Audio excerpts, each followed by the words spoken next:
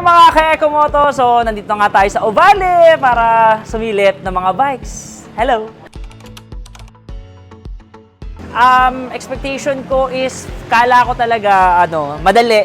Madali kasi sabi ko 110cc lang yan eh. 150cc, 190cc.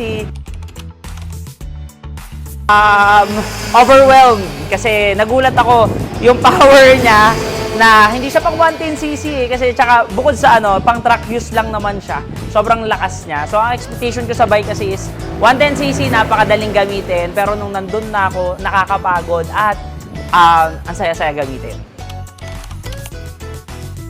Nasa track, during sa track talagang, actually wala talaga akong idea kung paano mag-ride sa track. So, ang ginawa ko dito is ginamay ko at bukod doon nakakapagod, yun lang masasabi ko na pagod talaga ako. Pero astig. Kasi safe kay para sa akin, parang safe. Habang niya-drive mo siya, hindi ka matatakot na sumemplang kasi onti lang eh. Onti lang yung gas-gas mo. Unlike ng mga big bikes, talaga matatakot sa. So, masaya siya for beginners gaya ko. Ganon. Yes na yes. Kasi para sa akin, sa beginner na gaya ko, totally hindi ako nagtatrack.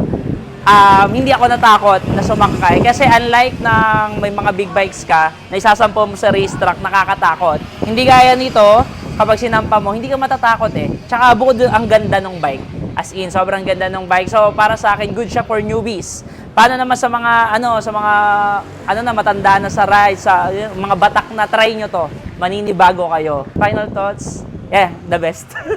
Maraming salamat solid. po. Thank you. Okay.